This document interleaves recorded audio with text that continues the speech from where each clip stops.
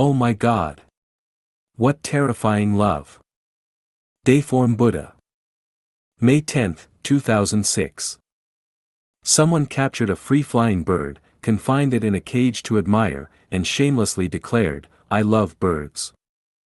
Someone prevented their 8 or 9-year-old child from dressing themselves or playing outdoors, instead forcing them to study incessantly and suppressing their innate nature, yet solemnly and proudly claimed, "I love my child." Someone obstructed their divorced mother from remarrying, self-righteously asserting, "I love my mother." Someone monitored their spouse's every move, flying into a rage at any interaction with the opposite sex, creating chaos at home, disturbing the neighbors, and exhausting their loved ones, yet shouted with all their might, "I love him, or her."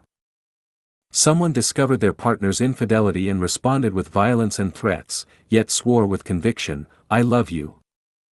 Someone stole public assets to embellish their home and felt no shame in proclaiming, "I love my family." Someone adorned their home to be lavish and spotless but swept their trash outside without a hint of guilt, proudly claiming, "I love cleanliness."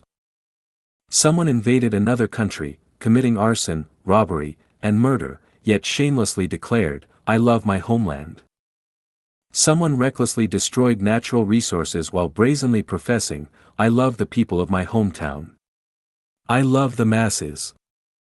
Someone enclosed themselves in a narrow religious bubble, preventing their followers from embracing new ideas and perspectives, yet shamelessly announced, "I love you all."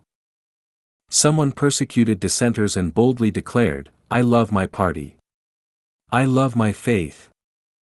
Someone wielded bayonets and embraced atomic bombs with reckless abandon, proclaiming, "I love life. I love peace."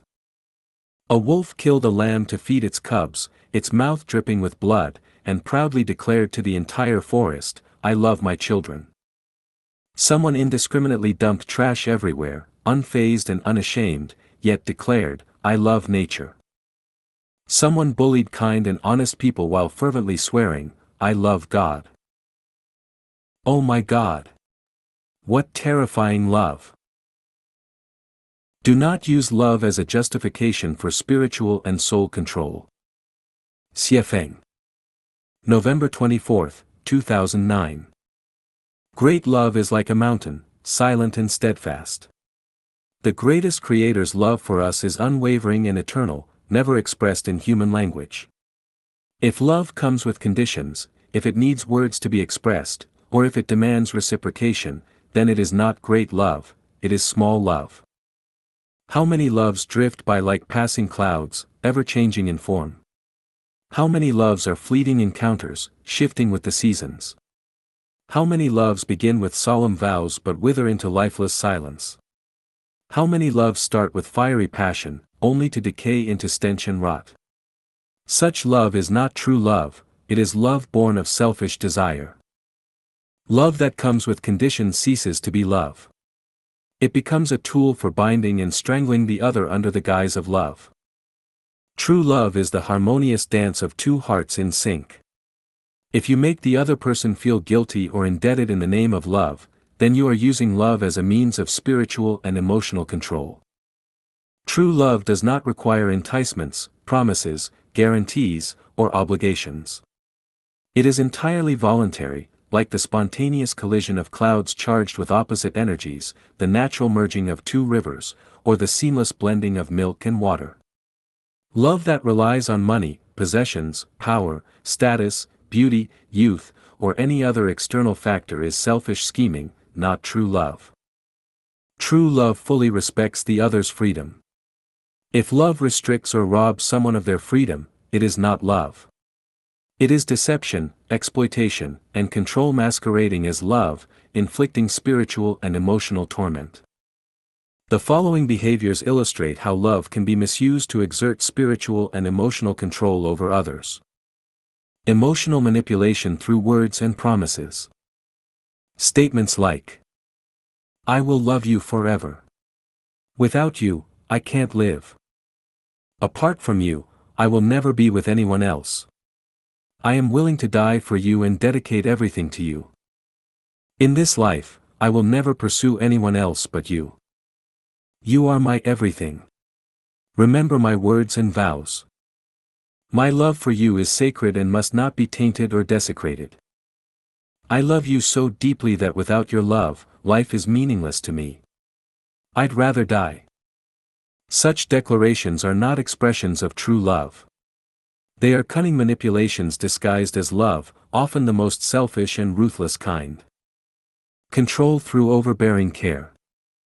Constantly showering the other with gifts, creating favorable conditions, speaking sweet words, and offering meticulous care can turn into a form of control. This imposes invisible pressure, making the other feel indebted and ultimately aiming to bind them to your will. Emotional blackmail through extreme reactions. When dissatisfied with the other's words or actions, pretending to be deeply hurt, despondent, crying, or engaging in extreme behaviors like threatening self-harm are all tactics of spiritual and emotional control. These behaviors aim to tighten your grip on the other person. Unrealistic promises of responsibility and protection. Statements like, "I will ensure your happiness for a lifetime. I will take full responsibility for you. As long as you stay faithful, I will protect you. My life is dedicated to you." Such promises are reckless and irresponsible. As humans, we cannot even predict tomorrow, let alone guarantee someone else's lifelong happiness or shoulder their responsibilities. Let birds fly freely and flowers bloom naturally. There is no need to create golden cages for birds or transplant flowers from the earth into your bedroom for careful tending. This world will keep turning, and flowers will continue to bloom, whether anyone stays or leaves. When one door closes, 9 others open. No one is indispensable, and life often becomes more joyful and free after separation. Therefore, Chanyuan celestials must stop using cunning schemes to exert spiritual and emotional control over others. Adapt to circumstances, flow with destiny, act in harmony with your nature, and live spontaneously. This applies to life, work, and love. Any attempt to scheme or perpetually possess love is the behavior of a demon and a desecration of love. No matter the reason or form, no matter how great or extraordinary we believe ourselves to be, even if we consider ourselves saviors, we must never impose spiritual and emotional control over others.